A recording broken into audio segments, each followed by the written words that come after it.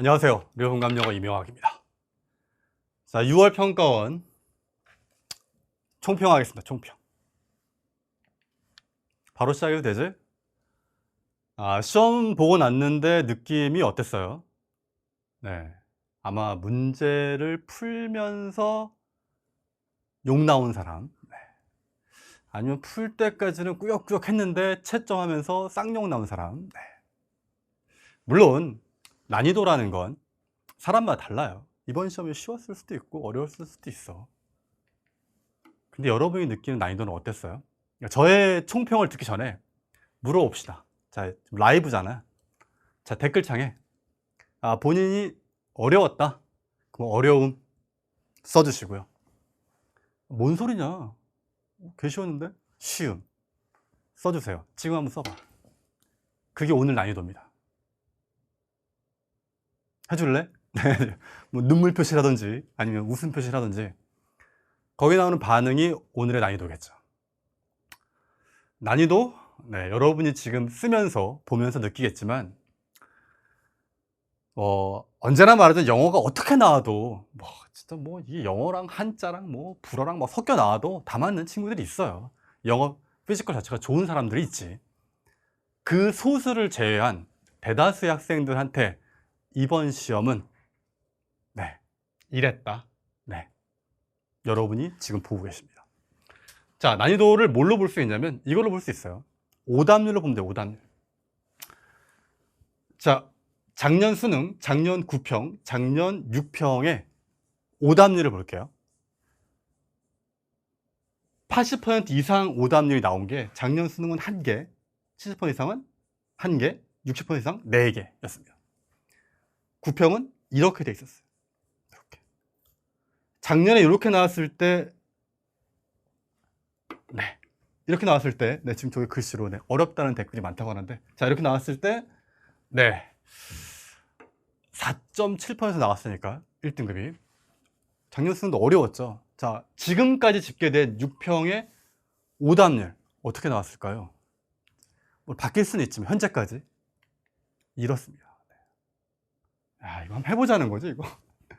80%대의 오답률이 나온 게 5문제예요. 쉬웠어? 물론 쉬운 사람이 있다니까.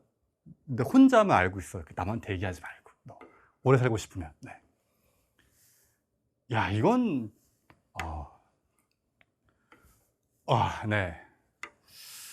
풀면서도 까다로웠을 수 있지만 정답을 채점하면서도 야, 미친 거 아니야? 이게 틀렸다고? 막 헉 소리가 젖어 나오는 그런 문제였을 거예요. 그래서 아마 이번 시험을 보면서 자기의 등급을, 그동안의 등급을 유지했다. 엄청난 사람입니다. 대부분은 내가 지금 오늘 뭘 한 거지? 내가 지금 무슨 시험을 본 거지? 앞으로 정말 영어 이렇게 나와? 나 이제 어떻게? 라는 상태에 빠져 있지 않을까라고 생각합니다. 물론 난이도라는 건 사람마다 달라요. 그리고 출제하시는 분이 느끼는 난이도 또는 이 영어 문제 자체가 가지는 난이도, 이거와 학생들이 느끼는 건 다른 거죠.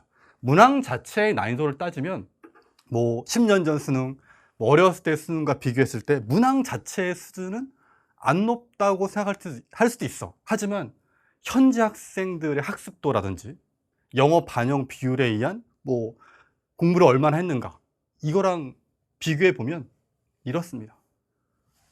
1등급이 몇 퍼 나올까? 여러분이 생각해 보세요. 자, 그러면 왜 어려웠지? 이에 대한 생각을 해볼게요. 물론 이번 시험만 가지고 이게 이제 이거가 평가에 낸 거니까 이걸 기준으로 공부해야 돼, 이렇게 딱 정해질 수는 없어요. 하지만 작년 9평 나왔을 때 어땠냐는 반응이, 야, 이거 너무 어렵다, 야, 이거 애들 다 죽는다, 킬러문은 안 낸다고 했는데 야, 이래가지고 어떻게 되겠냐 근데 수능이 더 어려웠죠. 작년 수능 나오고서 야, 이거 영어 절대평가인데 이렇게 내가지고 애들 이게 상평이 절평이 장난해? 반응 정말. 근데 이번 어때?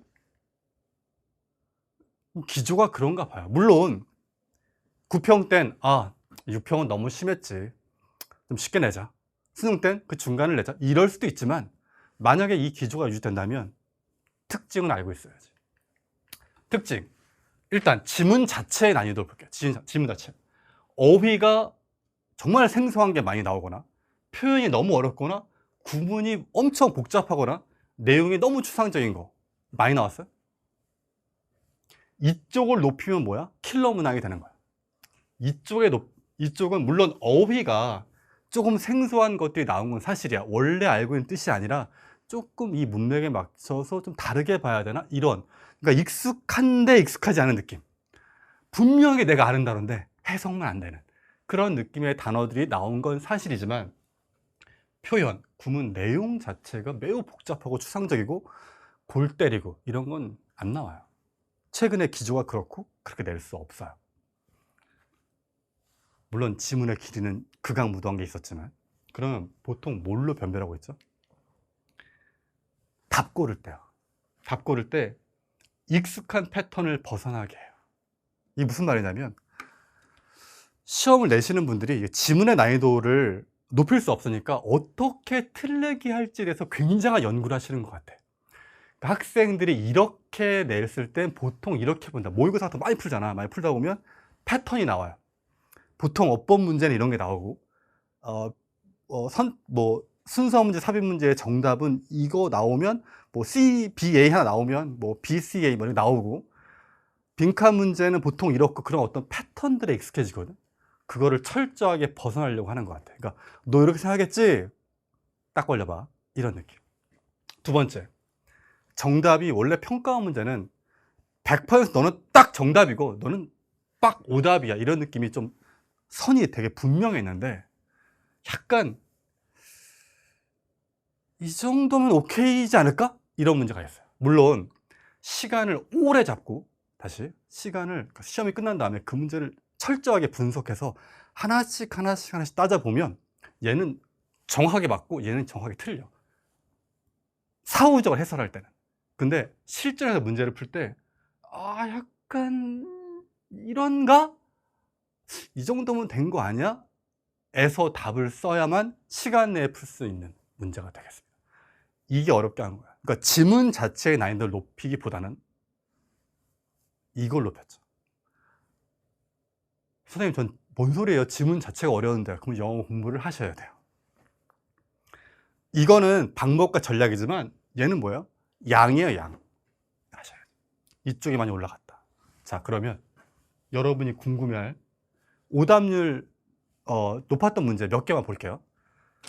해설 강의에서 깊게 얘기할 것 때문에 제가 해석을 해드리고라는 게 아니고 특징만 얘기하겠습니다. 1위였던 36번 문제. 네, 안 보이시죠? 보여드릴 거예요. 36번 문제는 이번 시험에 지평을 가른 문제죠. 네, 35번까지 꾸역꾸역 끌고 갔는데 36번에서 답이 안 나와. 이거 어려웠죠. 36번이 쉽다라고 보긴 어려워요. 쉽다라고 보기는 어려워요. 무슨 말이야? 어려웠어요. 왜 어려웠죠? 당연히 답이 1번이어서 그렇죠. 답이 1번. 순서 배열 문제의 답은 1번이 잘 안 나오잖아. 잘 안 나오잖아. 하지만 제가 수업 시간에 여러 번 얘기했지만 평가원은 안 난다고 한 적이 없어요. 1번을. 항상 방심하면 안 돼. 그럼 또 이렇게 생각할 수도 있지. 6평에 나왔으니까 수능에는 안 나오겠지. 물론 그럴 수도 있어. 하지만 그런 패턴을 자꾸 벗어나려고 한다니까. 작년 수능에서 순서별 문제가 두 문제잖아요. 36번, 37번. 답이 뭐였죠? 4번, 4번이었어요. 어떤 일이 벌어졌지? 보통 순서별 문제가 답이 두 개가 같이 나오는 경우가 거의 없거든. 그래서 애들이 37번 문제를 풀 때 4번은 아닐 거라고 생각해서 많이 틀렸어. 오답률이. 그런 패턴을 벗어난다고. 평가원은 나는 1번을 순서에서 안 낼 거야 라고 한 적도 없고요. 연속된 답 두 개가 똑같이 내게 안 할 거야 라고 한 적도 없어요. 근데 실물을 많이 풀면서 자기 스스로가 뇌피셜을 만드는 거죠. 그리고 그럴 거다라고 자기 충족적 예언을 하는 거예요. 근데 평가원이 자꾸 그걸 벗어나려고 한다. 근데 이 문제는 솔직히 답이 1번이었기 때문에만 높은 건 아니야. 오답률이. 답이 1번이어도요. A가 오는 게 맨 앞에 오는 게 분명하면 오답률이 이렇게 안 높아요. 근데 이 문제는 어떤 문제가 있었냐면 얘를 읽고 이게 A, B, C를 붙일 때 물론 답 보고 나면 되긴 해.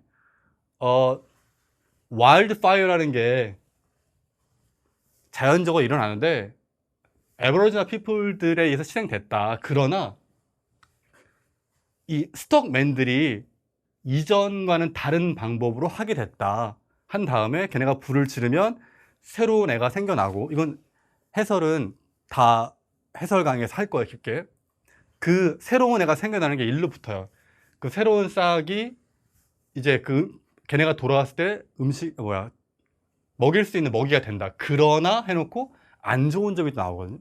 그 안 좋은 점이 뭐냐면 걔네가 돌아왔을 때 관목이 많이 우거지게 돼서 다시 한번 불을 질러야 된다 라는 이야기로 전달되기 때문에 답이 나오긴 나와요. 나오는데 이게 답을 쓰면서도 솔직히 이 문제를 답을 쓸 때 이게 A, C, B가 100% 확실하다라고 하기는 전제가 있어요. 제한된 시간 내에서. 물론 시간이 많다. 그러면 A가 정확해요.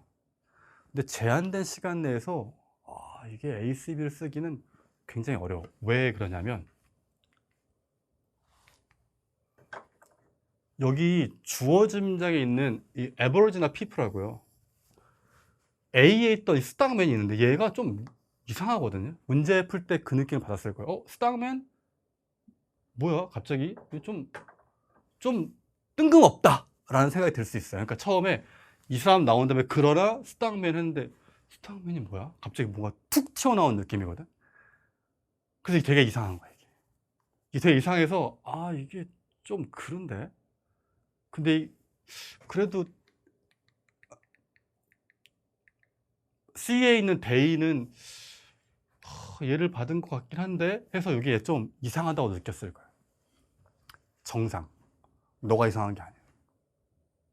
그러니까 본인이 답을 쓰는데 이 스탁맨 이상해서 내용상 연결하기가 조금 써야 되나? 이런 느낌이 들었다. 정상.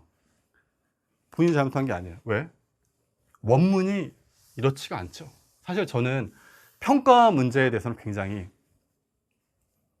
리스펙합니다. 그리고 이 문제가 오류가 있던 얘기도 아니에요. 이 문제에 오류 없어요. 정확하게 답 나와요. 근거 정확합니다. 근데 실전에서 문제를 풀 때 이게 상당히 까다로웠을 거예요. 왜? 원문이 이렇게 나오거든요.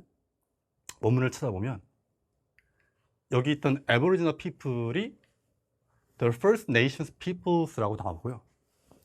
A에 있던 스탁맨 앞에 더가 있어요. 그 스탁맨들. 이게 뭔 상관이야? 이 앞에 스탁맨하고 얘네들이 다르다는 설명이 있어요. 그러니까 스탁맨하고 얘네들이 다르다는 설명이 앞에 있어. 그러니까 이 글을 이렇게 원래부터 읽은 사람은 얘랑 얘가 다른 걸 알아. 그러니까 얘네들은 원래 이랬지만 그러나 스탁맨들은 이랬다. 이 previous regime이 얘네들이거든요. 이걸 앞에서 읽으면 아는데 이걸 딱 띄워놓고 여기 더도 뺐죠. 더도 뺀 이유는 당연하지. 내신 분들의 의도는 알아요. 더를 넣으면 앞에서 언급해줘야 되는데 언급을 못하니까 더를 뺀 거거든. 그랬을 때 실전에서 얘네랑 얘네가 다른 거를 한 번에 알아야 된다는 건데, 이게 글쎄요. 아마 실무로 이명학 실전 모의고사라 이런 문제를 내가 냈으면 아마 검토진들한테 제가 많이 뜯기지 않았을까라는 생각을 합니다. 그럼 답이 이상한 거? 답은 안 이상해요. 답은 A, C, B가 나올 수밖에 없어요. 하지만 푸는 사람 입장에서는 과했다 라고 생각을 하고요. 네가 이 문제를 틀렸다, 저는 괜찮다고 생각합니다. 맞췄다, 잘했어. 오답률 2위였던 빈칸 31번은 거의 이럴 가능성이 높죠. 풀었을 때 틀렸을 거라는 생각을 전혀 하지 않아. 왜? 얘는 딱 보자마자 그치, 이 정보에서 아날로그에서는 피지컬한 게 중요한 거고 디지털에서는 뭐가 중요해? 피지컬한 게 안 중요해. 여기 낫도 봤어요. 낫도 보니까 여기 뭔가 피지컬한 거, 피지컬한 게 안 중요하다. 그 물리적 공간이 안 중요하다. 디지털에서는 물리적 공간이 안 중요하다니까 여기 막 물리적 공간이라고 딱 생각을 하는 거야. 그 보기로 가면 어때? 스토리지가 정확히 딱 있죠. 2번. 그래서 얘는 거의 10초 컷? 20초 컷? 이렇게 풀었을 거야. 그래서 오답률이 높았던 문제. 사실 기가 막히게 잘 만드신 것 같아요. 그러니까 학생들이 그렇게 풀겠지를 예상해서 요렇게 되면 좀 당할 텐데 라고 생각하셨을 텐데 이렇게까지 많이 틀릴지 몰랐을 거예요. 네. 문제는 구문이죠. 이 빈칸 근처를 정확하게 해석했냐고. 여기 빈칸 근처. 여기에 더 미디엄이 있어요. 그러니까 스토리지를 쓰신 분은 여기에 미디엄을 또 쓰신 거예요. 해설 강의에서 깊게 할게요. 지금은 답을 본인이 스토리에 썼다. 그럼 미디엄은 미디엄의 일부가 아니다. 이렇게 한 거야. 무슨 말이냐면 아날로그 환경에서는 그 정보 내용이 분리할 수 없게 픽스 돼 있는 거죠. 어디에? 더 피지컬 미디엄에. 아날로그에서는 그 정보랑 피지컬 미디엄이 연결돼 있다. 근데 어디서는? 디지털 환경에서는 이 미디엄이 뭐 얘의 일부가 아니다가 돼야지. 이 자리. 여기 들어갈 건 정보예요. 정보. 그러니까 여기에 스토리 쓰신 분은 미디엄 쓴 거예요. 근데 그 문제를 풀 때는 아마 내가 잠깐 미쳤었나? 안 보였을 거야. 왜? 너무 뻔하거든. 그러니까 여기 타겟팅 안 하시고 타겟팅.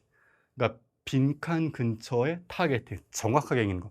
요 미디엄만 봤어도 여기에 스토리에 쓰지 않았을 텐데 아마 실전에선 쉬우니까 이 빈칸 근처의 문장을 꼼꼼하게 안 본 거죠. 이것도 기가 막히게 잘 알고 계신 것 같아요. 오답률 3위였던 문장 삽입 문제는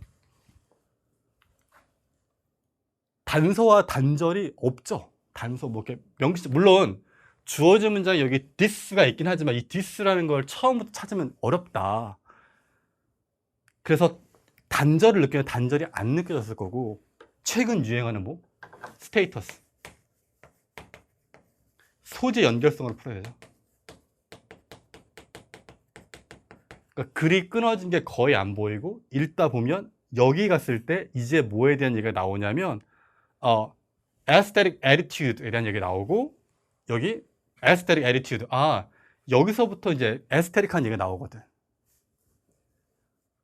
그게 주어진 문장에 있던 aesthetic processing이랑 reflection이 연결되는구나 라는 소재 연결성을 느끼고 답을 써야 되는 문제가 되겠습니다. 지금 내가 한 말을 수업 시간에 많이 들었던 사람들은 그렇구나, 그래서 4번이나 5번쯤 써야 되는데 여기는 thus를 통해서 이 두 개는 연결성이 있기 때문에 얘 안 되고, 그래서 너.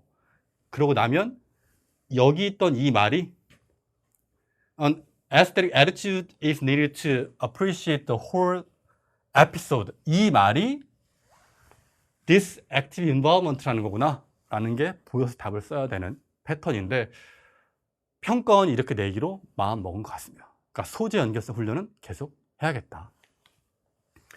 오답 4위인 어법 문제도 사실 어법이 한 번도 안 틀리다가 이번에 틀린 사람들이 있을 거예요. 뭐 어법 내용이 굉장히 어려웠냐? 그건 아니죠. 그건 아니었는데 뭘 해야 돼? 해석을 해야 되는 문제였죠. 그러니까 어법을 해석을 할 거냐 말 거냐 항상 논란이 있는데, 항상 얼만큼? 동사를 찾을 만큼 해석을 해야 된다. 이 문제 같은 경우 해석을 안 하면 답을 쓸 수가 없죠. 물론 어법 자체가 물어본 건 어려운 건 아니었어요. 하지만 평소의 습관이 해석을 안 한다. 그러면 답이 없어. 근데 해석을 해보면 여기 보면 단서가 부여된 리콜 테스트잖아. 단서를 받은 리콜 테스트야. 단서가 부여된 거니까 거기서 학생들이 힌트를 줄까요? 받을까요? 단서가 부여됐어. cued. 그러니까 단서가 주어지는 리콜 테스트에서 학생들이 줄까? 받을까? 받아야겠지. 얘를 뭘로 써야 돼? 수동으로 써야 되는 문제. 즉 해석을 꼼꼼하게 해야 되는 문제였습니다. 그러니까 이것조차도 해석을 해야 되고, 그러니까 근데 평가원은 어법 문제 해석하지 마세요라고 한 적이 없거든. 근데 항상 뭐 패턴이 어법은 그냥 형태를 보고 위치 쓰거나 뭐 동사의 수 맞추면 되는데 그 정도면 되는데 했던 사람들한테 한번 당해봐라 이런 느낌이었죠. 각 문제에 대한 상세적인 해설은 바로 촬영해서 올릴게요. 지금은 전반적인 느낌만 얘기하는 건데 지난 9평 때부터였던 것 같아요. 작년 9평, 작년 수능, 이번 6평까지를 보여 느끼는 건 그러니까 문제를 내시는 분들도 고민을 많이 하시는 것 같아요. 그러니까 킬러 문항 배제 원칙에서 항상 나오는 말은 뭐예요? 내용이 추상적이면 안 되고요. 구문이 복잡하면 안 돼요. 그러면 지문 자체의 난이도를 높이긴 어렵죠. 근데 변별은 해야 되거든요. 그 시작을 작년부터 한 거예요. 그래서 아직 데이터가 완벽하게 안 쌓인 것 같아요.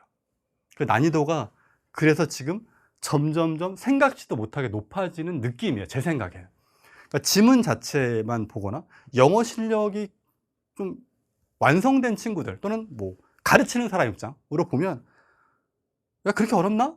라는 생각이 들 수도 있어요.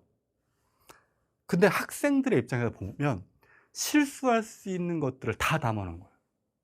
그러니까 보통 이 문제는 이렇게 답을 쓰겠지? 보통 얘는 이렇게 하겠지? 그런 것들을 다 피해 가려고 애쓰는 거죠. 그러니까 너는 요 정도 했으면 이렇게 쓰겠지? 그러니까 약간 지문 말고 선택지로 장난하는 느낌이에요. 그러니까 그거를 변별하려고 하는 거죠. 그러니까 그 정도의 변별을 하는 문제들을 자꾸 만나봐야 돼요.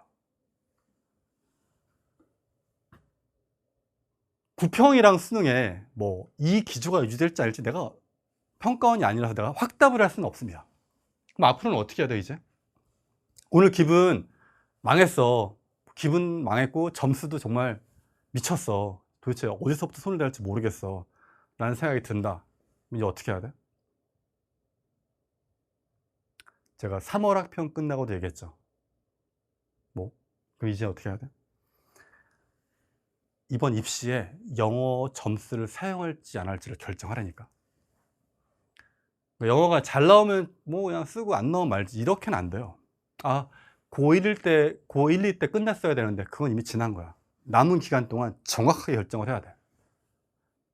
내가 원하는, 내가 가려고 하는, 내가 목표로 삼는 그곳에 영어 조사 필요하면 양을 늘리셔야 돼요. 그러니까 영어라는 과목이요. 그냥 이렇게 몇 자 이렇게 한다고 갑자기 오르지 않아요. 국어 공부하는 만큼 수학 공부하는 만큼까지는 바라지 않지만 여러분이 생각하는 것보다 많이 하셔야 돼요. 그래서 본인이 영어를 쓰겠다 하면 공부하셔야 돼요. 그냥 이번 시험 봐봐. 어설픈 테크닉 몇 개? 몇 가지 방법론으로 바뀌지 않습니다. 영어 실력 자체가 좋아져야 돼요. 영어 실력 자체가. 그렇지 않으면 무의미해요. 그냥 어떤 유형별로 뭐 어떻게 한다? 무의미해요. 실제로 이번 지문 같은 경우가 잘 읽히지 않는데 이 정도의 난이도의 글이 잘 안 읽힌다. 그럼 방법이 없어요. 단어 외우고 구문 독해하고 지문 많이 읽어보는 방법밖에 없습니다. 자, 이제 어떻게 하라고? 첫 번째, 영어 점수를 사용할지 안 할지 결정해라. 안 하겠다. 그러면 과감하게 제끼고 그거를 다른 과목에 투자하세요. 그냥 뒤돌아보지 말고. 그게 훨씬 더 효율적이야. 내가 그거를 막 영어 뭐 해도 뭐해 뭐 이런 얘기가 아니야. 남은 시간 동안에 현실적인 이야기를 하는 거야. 자, 근데 영어를 내가 쓰겠다 하면 영어 학습을 하루에 1시간이건 2시간이건 하셔야 돼요. 그렇게 안 하면 영어는 안 늘어. 그냥 모의고사 몇 개 깔짝 풀고 진모 풀고 풀어보니까 잘 맞았고 나 실력 유지된 것 같아. 시험 이렇게 나오는데? 자, 두 번째, 기도하세요. 절하시거나 함께 모여서 뭘 하거나 절대평가니까 수능은 쉽게 나오자, 이렇게 쉽게 나와라, 뭐 이렇게 뭐 청원을 하시던지. 아니 왜 다 같이 절대평가인데 왜 다 같이 죽자는 거야, 다 같이 살자, 이렇게 해가지고 뭔가 수능에는 쉽게 나오기를 바라세요. 저런 무슨 무책임한 말을 하고 이제 자, 그게 아니라면 공부하셔야죠. 그냥 수능은 어떻게 될 것이다. 뭐 이번에 이랬으니까 구평은 어떻고 수능은 어떨 것이다. 그걸 네가 어떻게 알아? 나도 몰라. 공부하셔야 돼요. 근데 뭐부터 해야 돼요? 선생님, 저 어휘를 못 외우는데 어떻게 하죠? 이 질문이요. 해마다 하는 얘기인데, 그리고 매 시기마다 하는 얘기인데, 뭔가를 외운다는 건 어떻게 하는 거예요? 반복입니다. 그리고 거기에 들어가는 물리적 시간이고요. 선생님, 저 영어 단어 보고 나면 하나 까먹어요. 안 까먹을 때까지 봐야죠. 방법 없어요. 외국어, 어휘, 무슨 방법이 있어요? 없어요. 쉬운 방법, 쉽게 들어오죠. 쉽게 날아갑니다. 어휘가 부족하다, 외워. 그래봤자 2,500개, 3,000단어야. 영어에 그렇게 많은 시간을 투자해? 처음에 얘기했잖아요. 영어를 쓸지 말지를 결정하려니까. 쓸 거면 어휘 올라가야지. 저 구문이 턱턱 막혔어요. 뭐 어떻게 구문해야죠. 저 지문이 너무 길어서 안 읽히는데 어떻게? 지문을 읽어야지. 지금은 제가 생각할 땐 이런 정도의 문제들이라면 실무만 붙잡고 있을 시기는 아닙니다. 이번에 점수가 확 망했다. 그러면 다른 실무 풀어보세요. 그때는 점수가 올라가겠죠. 왜? 요구하는 게 다르니까. 더 압도적으로 잘 읽어야 돼요. 이번에 주제 제목 푸는 데부터 탁탁 막힌다. 왜 그럴까요? 글이요. 작년 수능, 작년 6평, 9평 이거까지 보세요. 이렇게 글을 읽을 때 어디만 읽히고 어디만 안 읽히고 이렇게 하면 잘 안 읽히는 글들이 있어. 그러니까 처음부터 끝까지 물 흐르듯이 쭉 가야 그렇구나가 되지. 이거 읽고 합치하면 이런 글감이 많이 없어요. 그러니까 왜 다른 문제들을 풀 때는 나는 잘 읽히는데 왜 평가원 거만 풀면 잘 안 읽힐까? 평가원 글들은 최근 특징이 처음부터 끝까지 빠짐없이 읽게 만들어놨어요. 중간에 다른 생각을 하거나 점프를 하면, 물론 완급 조절을 하겠죠. 모든 걸 다 세게 읽으라는 건 아니지만 쓱 흐름상 봤을 때 처음부터 끝까지 쭉 가야 이게 되지. 맨 앞에 두 줄 읽고 중간 건너뛰고 뒤에 맨 마지막에 읽어보세요. 앞뒤가 안 맞는 얘기가 나와. 그럼 그거를 극복하는 방법은 읽으셔야죠. 일단 이번에 망했다. 근데 영어가 필요하다. 그러면 못하는 부분, 필요한 부분은 본인이 제일 잘합니다. 어휘, 구문, 독해, 문제풀이. 근데 그걸 어떻게 하나요? 그건 제가 오리엔테이션부터 시작해서 모든 강좌에서 충분히 말씀드리고 있다고 생각해요. 중요한 건 이번 수능은 이럴 것이다 라는 자기 충족적 예언, 심지어 자기가 좋을 대로 생각하는 그 바램 말고, 물론 그 바램이 통하면 좋은 거야. 나도 절대평가니까 좀 쉽게 나오면 좋겠어. 어떻게 갈수록 이렇게 애들을 고생시키는지 모르겠어, 나도. 근데 이렇게 나오잖아. 그랬을 때 네가 여기서 요구하는 정도의 수준을 넘어서서 1등급이 나오면 대학 갈 때 원서 쓸 수 있는 게 굉장히 넓어지는 거죠. 영어가 효자 과목이 될 수도 있다. 방법적으로 몇 단은 뭐하고 몇 단은 뭐하고 난 이게 중요하다고 생각하지 않아요. 매일 영어를 꾸준히 해서 본인의 영어 실력 자체를 높이겠다는 그 태도가 중요합니다. 영어를 정면으로 응시하고 정면 돌파하셔야 돼요. 당연히 구평 수능에 쉽게 나오면 억울할 수도 있어요. 야, 이럴 거면 내가 영어를 왜 했냐. 그건 차라리 그때 억울해 하세요. 차라리 그때 가서 좀 더 할 걸 이러지 말고. 그럼 이제는 뭐 하라는 얘기예요? 결정하고 공부하라고. 오늘 시험에 대해서는 사실 좀 과했다는 생각은 듭니다. 그래서 이게 평가원의 지표다라고 단언할 수 없는 부분도 분명히 있습니다. 하지만 이렇게까지 낼 수 있다 라는 걸 잊지 않길 바랍니다. 시험 보느라 고생 진짜 많았고 기분 많이 더러울 텐데, 그래도 희망회로 돌리자. 늦은 시간까지 고생 많으셨습니다. 다 고생했으니까 박수 한번 치고 끝낼까요? 수고했다. 오늘 수고했어요. 푹 자. 해설강에서 만나요. 갑니다. 바이바이.